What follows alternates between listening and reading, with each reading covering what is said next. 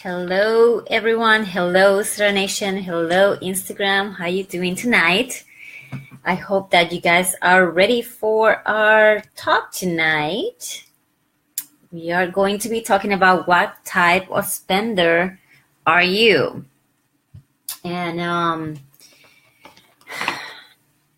so obviously we all spend money, right? But we all have different ways to spend money. And that's what I'm going to be talking to you about, guys, tonight. And I know that a lot of people, they don't want to recognize that they have, a type of personality or a kind of personality when it comes to spending. But the reality is we all do. We all have a different type to spend our money. And I'm going to be discussing them. Obviously, there might be one or two ways that might be a healthy spending, but the majority of the spending types that I'm going to be talking about, they're not necessarily that healthy. So we want to touch on that. And again, at the end of the video, I'm going to be talking about bonus that I have, a free bonus that I have. So make sure that to stay, throughout the whole video so you guys can enjoy about, the bonus that I'm going to be talking about. Also, if you like what I'm sharing with you tonight, and if you think that is of value, please make sure to share it with other people. And hi, Taylor. I just got your message. All right, perfect. So the first spender that I'm going to be talking about is the one that likes to be very essential. Probably you might call it the minimalist spender. And these are people that live with the basic. They're not flashy, and they like to buy very consciously. And obviously that is, I would say that might be a good spender because they're very essential, right? They just buy the essentials. However, I don't know if you guys know, but there's a minimalist that spend a lot of money on minimalist stuff, and then there's the minimalist that is more essential, that actually keep everything as simple as possible, but doesn't need to be flashy when it comes to the expenses. And then from that, I'm going to jump to the next spender, which is the extravagant spender, the luxurious spender, the one that likes all the high-end stuff, and it will not buy anything if it's not a brand name. It will not wear anything that is the brand name. It doesn't matter if it doesn't look good on them, but as long as it's a brand name, that's what they care about. So that's one of the type of spenders, and they want the best brands at all time. So I don't know how healthy is that, but that's another type of spender. The third spender is the spender that tries to keep with the Joneses, right? Is the spender that is envious of what other people have. Also, is the one that is trying to keep appearance at all time. So is always in competition with their neighbor, or is always in competition with their friends. And they're always trying to have the best, like if somebody got a blue car, certain name brand, they want, the same car or maybe a better car in order to keep with the Joneses. So that would be another type of spender.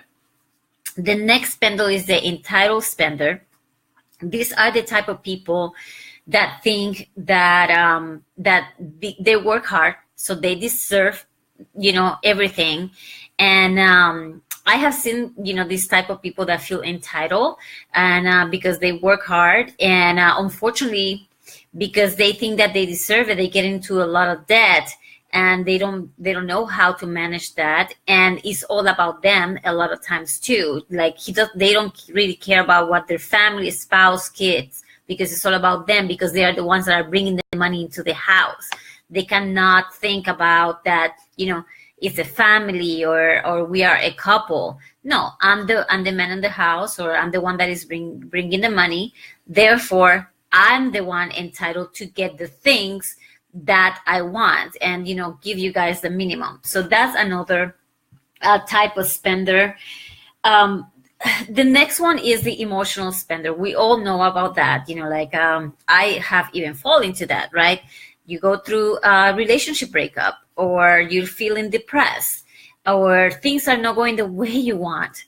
Therefore, you go to the mall and you buy something, and that makes you feel better, at least for a small period of time. It doesn't necessarily mean that the item that you bought is something that you need. It's just that you needed to spend the money in order to feel better. And that's obviously the emotional spender. You can call those the spontaneous spenders too, because they don't have control of what they spend. They just go to the mall. If they see something, they buy it.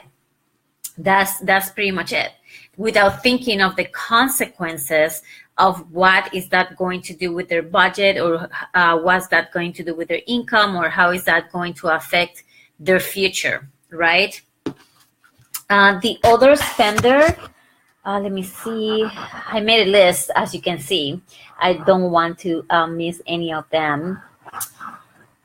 Okay, the other spender, and this can also fall into the emotional spender, but it's the one that have no control at all of their spending, on how much they spent, to the point that they become broke. They ended up broke, and at that point, there's nothing they can do. They have exhausted all their finances, they have exhausted all their money, so now they have nothing to spend in reality, right? So that obviously, it can force with the emotional spender, or the people that have definitely no control about their money. And that can be very dangerous, because they can become what is called also the gambler spender, right? They take higher risk, they go gamble their money, or they try to make more money by gambling. So it becomes a vicious cycle, and it becomes unhealthy as well.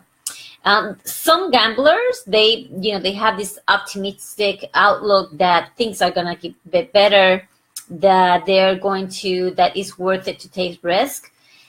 And sometimes we spend money on things that we think that is going to put it in a better situation, and then we ended up losing the money for some reason, and that happened to me too as well. But that's what like they're gambling, right, with the money, expecting certain results, and unfortunately they didn't get the result that they wanted. In some cases, it was money well spent. In other cases, unfortunately, the money was lost, because we thought that it was something good, and ended up not to be. Sometimes if you want to open a new business, you take the risk and you invest in that business, but as like by the 5-year mark, a lot of businesses, 90% of the business go down. They're closed because they didn't they were not able to succeed. So those are obviously type of risk spenders. Then there's the opposite, the type of spenders that they don't take risk at all. They're all about security. They're all about planning. They plan where they're going to put their money on. I think obviously it can be a good thing, and also it can be a bad thing. The ones that plan, or the ones that save, or the ones that wants to feel secure, because they don't even want to put it in investments that are going to almost guarantee the growth of their investments. So again, it could be a good thing, it could be a bad thing when it comes to that. Let me see. The selfless spender is the one that, and I don't know, this might be related to the one that I talk about, which is the status spender. The selfless is the one that wants to give everything they have to their friends, everything they have for people to accept them. And that can be also dangerous, because, like it's not the right way to spend your money. This happened probably a lot with guys, especially, that they're trying to impress a girl with money that they don't have. And So they're not being honest with themselves. They're not being honest with the person that they're trying to impress, because they're spending all the money in order to try for them to accept them.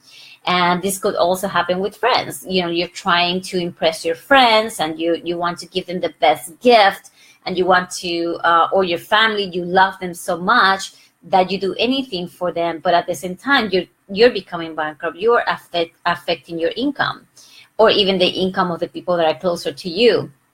So you have to be very careful when it comes to that. Now, I'm going to talk about two more, and one of them is coupon clippers. That's a type of spender that they think that because they're clipping coupons, they're saving money. But then, you know, it becomes, the coupon clipper becomes an addiction to being clipping coupons, to the point that when they get a coupon, they buy in massive quantities, and then they store everything. But the thing is that sometimes they buy stuff that they don't really need, or things that are not even healthy for them or good for them, or things that, again, that they don't need. So, but because it was on sale, because they found this coupon, that's where they're getting it in case later on they need it. So that could be, again, it's a knife, you know, I don't know how to remember, I don't remember how to say it, but basically it could be dangerous too, because yes, it is nice if you find a coupon that give you a discount and you save money on things that you need, but when you're like always clipping coupons on, and you're buying things that you don't need, then obviously that becomes an addiction, and that can be a type of spender. And then the other one is the courses purchaser. You know, like we all have probably a natural yearn to learn, but a lot of times we keep buying a lot of different type of courses, and unfortunately sometimes we don't even finish the course. We buy course after course, and we don't see, you know, like in the first chapter or second chapter of the course, we don't see something that is like satisfying to us, or we go on with our lives. Then we don't touch the course anymore, and we have spent thousands and thousands of dollars in courses that we never do, or that we never finish, or that you know, later on I'm going to do it. So that could be another type of spender. So make sure that if you are going to buy a course, make sure that it's something that you really want, and it's something that you are committing to yourself to go from the beginning all the way to the end, and that the result, you know, the guaranteed result of that course is gonna be worth the monetary or the value that, or the pay, you know, whatever you're gonna pay on that course. But again, the most important thing, and I think the best spender that we can be, is the one that I call the enriched spender.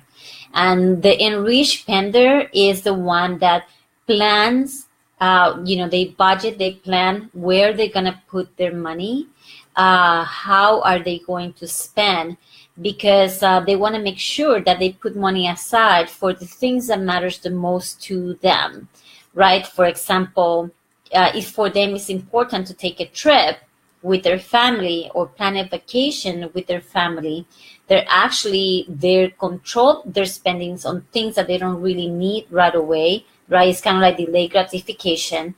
And then they put that money aside in order to be able to take their family and go on a family vacation. So that's obviously what is most important to them. So I would say that's the enriched spender. That's the one that will grow wealth, because not only they're thinking about, yes, you know, like the fun, but they're also thinking about the future, about the retirement. They're also thinking, you know, like where they are going to put their money that will grow, not just, you know, like not just putting money aside or putting under the mattress or in the bank account that doesn't have, you know, doesn't give you any interest, but they actually put it in investments where they buy the money at a discount. So if you know what I'm talking about, like if you can buy money at a discount and then the money grows, then obviously that's probably one of the best way to spend your money or put it aside. So this is essentially all the type of spenders. I actually have an assessment for those that are on Instagram. I have the assessment on the link of my bio, and you guys can obviously ask yourself some questions, and I will be releasing a quiz regarding what kind of spender you are. And also I'm going to put in the comments here on Facebook about the challenge that I'm doing that is called From Hot Broke Mess to Badass Money Babe. And this is a 5-day challenge that is starting on Monday. And this is to help you to stop being the wrong spender and be a conscious spender, and also allow you to save and put money aside for the things that matters the most to you. We are also going to be able to change our money story and change our self-limiting beliefs that are not allowing us to save money for the future. And again, we are going to be learning on how to do all these things and become financially fit through the challenge. And the challenge is coming up next Monday. So if you haven't signed up yet, we have already 30 people that have signed up for the challenge. So if you have not signed up yet, make sure you do, so you can actually decide or become financially fit. So again, the link is on the bio for those that are watching on Instagram, and I'm going to put it in the comments, the link, so you guys can benefit and join us, because it's going to be really fun, and it's going to transform. Definitely, it's going to transform your 2018. So for now, I'm going to leave you there. My name is Sasha Vier, creator and founder of the Financially Fit Women, and you guys have a great evening, Zero Nation. Bye. Bye, Instagram.